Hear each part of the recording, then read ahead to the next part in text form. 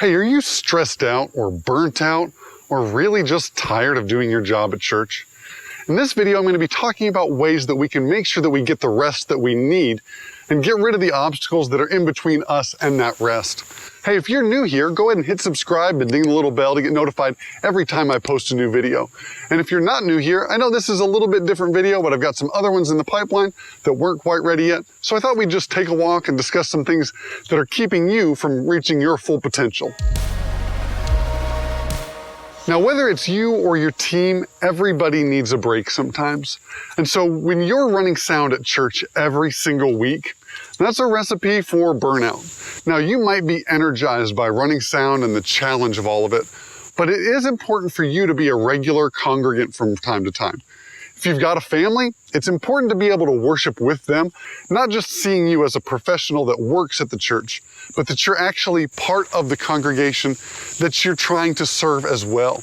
But there are three things that get in the way of you actually taking the breaks that you need so that you can have that time off and that you can recharge and be ready to come back and serve with a happy heart and a joyful spirit. The first obstacle that you've got to overcome is wanting the quality to be as high as possible so nobody else can do the job exactly the way that you do. So then you hold on to control and you never get to that point where somebody else can take the reins. It's important to know that even if the quality goes down just a little bit, things are still going to be okay. Your standards that you've set are high and you love excellence, but that doesn't mean that you can't train someone else and be okay with a little bit of dip in quality in order to increase your production capacity. So this is the thing that I talk about. It's the balance between production quality and production capacity. So you have to train somebody new, but a student isn't above his teacher, right? Jesus told us that. So you can't expect somebody to be quite as good as you right off the bat, right when you train them and right when you get going. So you have to be okay with the quality dipping a little bit when you step out and somebody else steps in. But the thing is, it will never get any better for them unless you actually do let them have that control. They have to get the experience that you've gotten over the years in order to get closer to where you are. So being able to step back and say, hey, it's not going to be as perfect, or it's not going to sound quite as polished this week as it normally does, but we're growing our team and we're increasing our capacity to be able to pull off events, to do special things. Let's say you've got a bunch of Christmas stuff coming up, or maybe there's even a special event and it's conflicting with your family time. The more production capacity you have, the less likely it is for you to run into these problems when you have additional things to come up, or you can't cover everything that has to be done every single time there's an event at church. Having additional people to help you out is going to be massive for your long-term success in taking care of the tech team at church. Now, one of the things that gets in the way of this is pride, and you're just going to have to swallow it. In order to help that happen, it helps to manage expectations.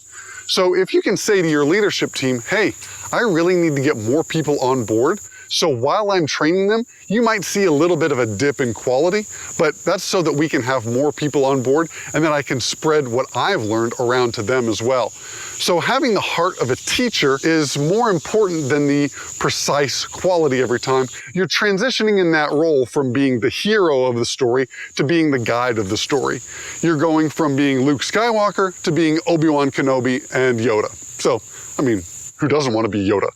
Once you've managed your expectations and the team around you is on board with it, you also have to make things simple enough for someone new to come in and step into your role. Now, I love having complex solutions for problems that's simple for me because I created them and understand them, but they might not be so simple for someone that doesn't understand all the tools and all the processes and complexities of the system I created. So simplicity is your next thing that you need to aim for. It's really easy to make systems that are complex. It's really hard to make systems that are simple. So you need to work on that and make things easy and approachable so that you can train someone new. You might have to simplify the routing of your console or the setup of your stage. And you can talk with your worship leader about ways that you can streamline things and make it easier for new people to jump on. Maybe you're the only person that sets up on Sunday so that everything is ready for when the band gets there. And that would be a lot of work for somebody new to jump in and try, but maybe you start to train the band to do some setup for themselves. When you've got things organized enough so that they can set up their own station, that takes a whole lot of workload off of you personally, but also the people that you're training.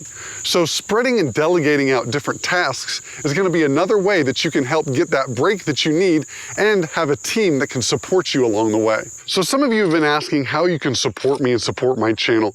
Well, while I don't have my classes up at the moment, they will be opening soon, and that's one way that you can engage with my content more. I dive deeper into the how and the step-by-step of these different processes in audio and making you and your church sound team better. Another way is that you can buy t-shirts. I've got one on right now, Sound Ninja, and these are awesome. You can see a link down in the description below. I'm also kicking around the idea of a Train the Trainer program, where you learn how I approach taking an entire team from where they are to where they need to be. Part of that includes another step that I'm going to share with you right now, but if you're interested in this program, there's a link to sign up for more information down in the description below. So the other thing that you need to worry about when you're training someone new is not training them exactly how you do things, but training them the value and the result that you want, and then letting them take ownership of the way that they get there. So let's say that you EQ and compress your vocals a certain way, and you would like it if everybody else did that too. But that's not always helpful because different people want to take different approaches. And especially if you get a more creative sound tech coming into your team, they might have another way that they want to try it. Or maybe they've watched somebody else's YouTube video and they say, aha, this is the way that I want to try it. So if that creates friction, that's going to be a problem. Instead, you need to focus on the results that you want and then let people get there the way that they want. So instead of saying, I want to have my vocals EQ'd and compressed this way and this much every time, you say what the value is. You say, I want to have clear vocals that are easy to understand and that don't have too much dynamic range so that they can stay on top of the mix and stay understood whether it's quiet or whether it's loud. When you paint that picture, how you got there, I don't care. If it's not meeting the objective, let's find some ways that you can learn the tools and the techniques to get there, but you don't have to use any particular one as long as you get those results. So hey, I know this video was a little bit different than normal, so if you liked it, let me know by hitting the thumbs up and share it with a friend. Go ahead and hit subscribe and ding the little bell if you haven't already. And remember, it's all about the low end. Avoid the sound tech solo, and nobody leaves church humming the kick drum. We'll see you next time. And if you're wondering, yes, it is awkward when I'm filming this and somebody else walks by.